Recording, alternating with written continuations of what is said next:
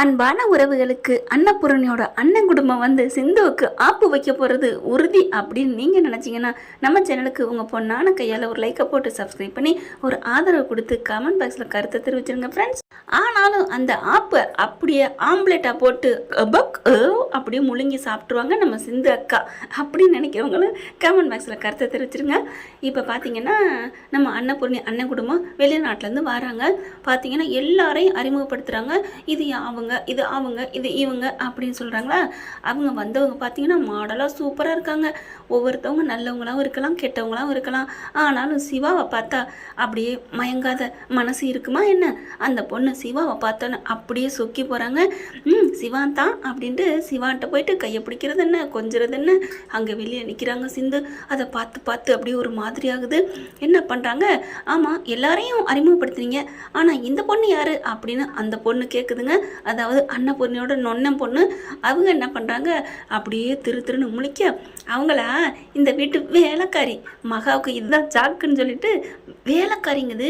ஏன்னா ஸ்னேகாவை விட வெளிநாட்டில் பணக்காரி இல்லையா அக்காவோட அண்ணன் பொண்ணு. அதனால அந்த பொண்ணை எப்படியாவது மடக்கி போட்டு நம்ம சிவாவுக்கு கல்யாணம் பண்ணி வரலாம் அப்படின்னு பண்ணி வச்சிடலாம் அப்படிங்கிற கனவு கண்டுக்கிட்டு சிந்துவை வேலைக்காரின்னு சொல்லுது. ஆனால் சிவா கூமுட்டை அப்படியே தான் நிற்கிது, ஒன்றுமே சொல்லாமல். இல்லைம்மா அப்படின்னு ஏதாவது சொல்லணும்ல. அது ஒன்றும் சொல்லலை, அப்படியே நிற்கிது. அது அன்னபூர்ணியோட அப்படியே அடிமை வம்சத்துலேருந்து வந்த மாதிரி எதையுமே வாயை திறக்கலை.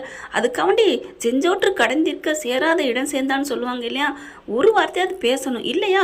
பட்டுன்னு சிந்து வேணான்னு வெட்டிட்டு போகணும். அதுவும் இல்லாமல் ஆற்றுல ஒரு கால் சேத்துல ஒரு கால். சிந்து வேணுங்கிறாரு, அப்புறம் வேணாண்டு பெரியம்மா தான் முக்கியம்னு நிற்கிறாரு. என்னையா சிந்து சிவா உன்னை பற்றி என்னையா நினைக்கிறது. பார்த்தா இப்போ சிந்துவுக்கு செம்ம கோவம் வருது. கொஞ்சம் கூட பயப்படுறதுக்கு சிந்துவோட அகராதியில் பயமா எனக்கா அப்படின்னு தான் கேட்கணும். அந்த அளவுக்கு தைரியமான பொண்ணு. டக்குன்னு உடனே விறுன்னு வீட்டுக்குள்ளே வருது. ஐயோ பெரியத்தை திட்டி விடுவாங்களே அப்படின்னு மற்ற பொண்ணுங்களாக இருந்தால் பயந்து போய் நிற்பாங்க. ஏன் தில்லான லேடி நம்ம பைரவியே கூட அத்தைக்காக பயந்து போய் நிற்கிறாங்க. ஆனால் சிந்துக்கிட்ட அதெல்லாம் இல்லை. உள்ளார வந்துட்டு இங்கே பாருங்கள் நான் யாருன்னு சொல்லட்டுமா அப்படிங்கிற எல்லாரும் பார்க்குறாங்க. யாரா அப்படின்னு பார்க்க, நீ இந்த வீட்டு வேலைக்காரி. வேலைக்காரியா? யார் சொன்னா? நான் இந்த வீட்டோட மருமகளா? யார் நீ அப்படின்னு கேட்க, யாரா இதோ நிற்கிறாரே டாக்டர் சிவா, இவரோட பொண்டாட்டி அப்படின்னு சொன்னோன்னே அப்படியே சிவா அப்போ உங்களுக்கு கல்யாணம் ஆயிடுச்சா ஆண்டி என்ன சொல்கிறீங்க அப்படின்னு அன்னபூர்ணி போய் கேட்க, ஆமாம்மா அது வந்துமா அப்படின்னு சொல்ல உடனே மகா பூந்துக்கிறது. அதெல்லாம் ஒன்றும் இல்லை, ஏக்கா பயப்படுறீங்க? அதெல்லாம் சிந்துவுக்கு சிவாவுக்கும் கல்யாணம் நடந்த விஷயமே வேற. அதெல்லாம் பெரிய ஒரு போர்ச்சரி வேலை பார்த்துருக்கா தெரியுமா அப்படிங்கிற அப்படியே பார்க்குது. இதுக்கு ஒன்றும் சொல்ல முடியாது. வேலைக்காரின்னு சொன்னது மட்டும் டக்குன்னு வந்து நான் வேலைக்காரி இல்லைன்னு சிந்து சொன்னாங்க. ஆனால் இதை வந்து ஒன்றும் சொல்ல முடியாது. ஏன்னா அவங்க அந்த மாதிரி தானே பண்ணி வச்சுருக்காங்க. அப்போ என்ன பண்ணுது, உனக்கு நான் சொல்கிறீங்களே அன்னபூர்ணி இரு மகா, எதுக்கு வந்து வராமல் அவங்ககிட்டலாம் பேசிக்கிட்டு இதெல்லாம் சொல்ல வேணாம், வாங்க ஃபஸ்ட்டு சாப்பிடுவாங்க அப்படின்னு சொல்ல எல்லாம் அவங்கவுங்க ரூமில் போயிட்டு ரெஸ்ட் எடுத்துகிட்டு வந்து சாப்பிட்றதுக்கு வந்து உட்காடுறாங்க. எல்லாம் அப்படியே முகம் கை கால் குளிச்சுட்டு எல்லாம் ரெடி ஆகிட்டு வரையில, சொல்லுங்க ஆண்டி இப்போ சொல்லுங்கள், நீங்கள் தான் கரெக்டாக இருக்கீங்க அப்படின்னு கேட்டோன்னே, உனக்கு தெரியுமா இவ எப்படி கல்யாணம் பண்ணிட்டு இந்த வீட்டுக்குள்ளே வந்தான்னு அப்படிங்கிற பார்க்குறாரு சிவா.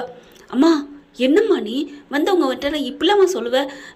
ஏன் சொன்னா என்ன, இது சுவாரஸ்யமாக இருக்கும் போல இருக்கே, நீங்கள் சொல்லுங்க ஆண்டி அப்படின்னு சொல்ல, போடா அவளே கேட்குறா அப்படின்ட்டு இந்த சிந்து இருக்காளேம்மா சரியானவம்மா, இவகிட்டலாம் பேச்சு வச்சுக்காத அப்படின்னு சொல்லிட்டு அவங்க சிவாவுக்கும் சிந்துவுக்கும் நடந்த கல்யாணத்தை பிட்டு வைக்குது.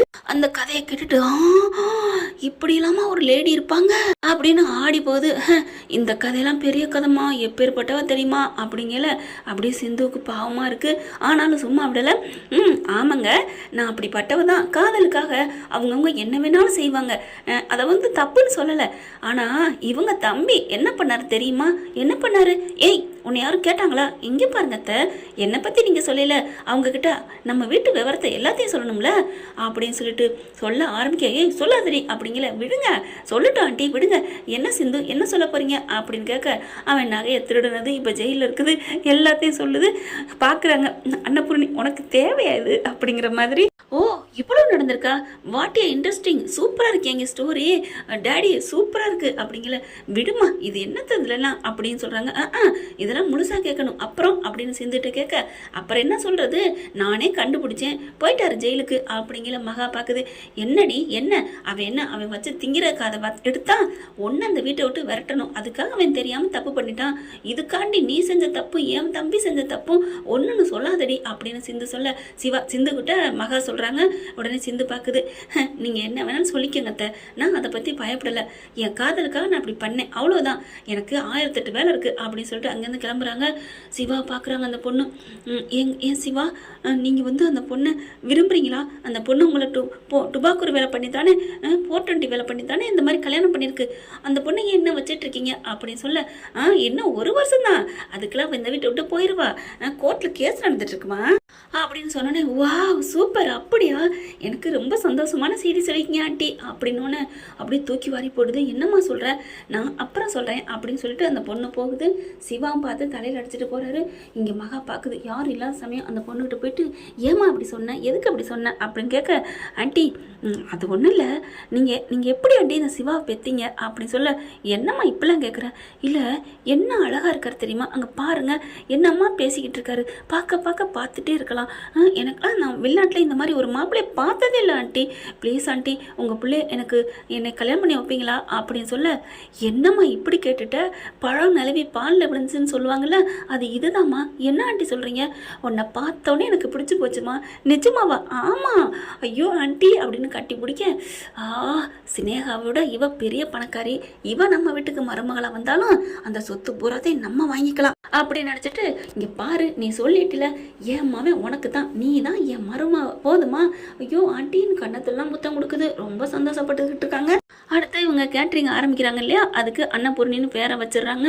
பேரை வச்சு சிவா கிட்ட சொல்கிறாங்க, டாக்டரே நீ சொல்லு டாக்டரே, அத்தையை வர சொல்லு டாக்டரே அப்படின்னு சொல்ல, ஐயோ நான் சொன்னால் திட்டிப்படுவாங்க அப்படின்னு சொல்ல, ஏன் டாக்டரே அப்படின்னு சொல்லிட்டு, ப்ளீஸ் டாக்டரே சொல்லி பாரு, அதுங்க முடியலைன்னா அதுக்கப்புறம் நான் சொல்கிறேன் அப்படின்னு சொல்கிறாங்க.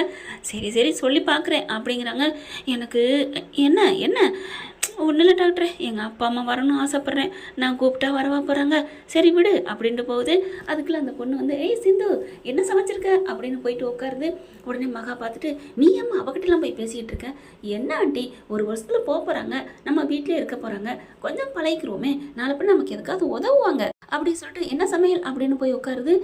சமைச்சிருக்கேன் வாங்க, வெண்டைக்காய் போட்டு காரக்குழம்பு வச்சுருக்கேன், வாவ் காரக்குழம்பு சூப்பர் கொடுங்க அப்படிங்கிற சோறை போட்டு கொடுக்க, ஒன்றுமே பண்ண முடியல மகாவால். வாங்க ஆண்டி நீங்களும் சாப்பிடுவாங்க, எனக்கு வேணாம் அப்படின்ட்டு போகுது. ஐயோ இவளை திட்ட முடியல, ஒன்றும் பண்ண முடியலையே. அன்னப்பூர்ணிட்ட போயிட்டு, அக்கா பாருக்கா அவளை அப்படின்னு சொல்ல, விடு அதெல்லாம் ஃப்ரீயாக விடு, இன்னும் 1 வருஷம் தானே, அதுக்காண்டி அவளை போய் திட்டிகிட்டுலாம் இருக்காத, அப்புறம் அவளுக்கு நம்ம பேரில் கெட்ட பேர் வந்துடும். சரிங்கக்கா அதுக்காக தான் நானும் பார்க்குறேன் அப்படின்னு மகா போகுது. இங்கே சிவா என்ன பண்ணுறாங்க, பெரியம்மா உங்ககிட்ட ஒன்று சொல்லணும் அப்படின்னு சொல்லி மெல்ல ஆரம்பிக்கிறாரு. இந்த மாதிரி நீங்கள் தான் வரணும் அப்படின்னு சொல்ல, என்னது அவ திறக்கிற கேண்டீனுக்கு எங்கள் அக்கா வரணுமா, எதுக்கு, இங்கே பாருங்கள் பெரியம்மா, அம்மா சொல்கிறதெல்லாம் கேட்காதீங்க, அது நம்ம ஹாஸ்பிட்டலு, நீங்கள் வாங்க உங்கள் பேர்லேயே வச்சுருக்கா அப்படிங்கிற. அங்கே இருக்கவங்க எல்லாரும் அன்னபூர்ணியோட அண்ணன் குடும்பம் எல்லாருமே, வாவ் சூப்பர், இந்த மாதிரி ஃபங்க்ஷனுக்குலாம் நான் பார்க்கணுன்னு ஆசைப்பட்றேன், ப்ளீஸ் ஆண்டின்னு சொல்லவும், சரி நம்ம பேரில் தானே ஆரம்பிச்சிருக்கா, நம்ம ஹோட்டல் தானே, நம்ம ஆஸ்பத்திரி தானே அப்படின்னு சொல்லிட்டு கிளம்புறாங்க. சிந்துக்கிட்டையும் போயிட்டு சிவா சொல்ல பார்க்குறாரு. அவங்க அம்மா நிற்கிறதுனால கிட்டக்க போகவே முடியலை.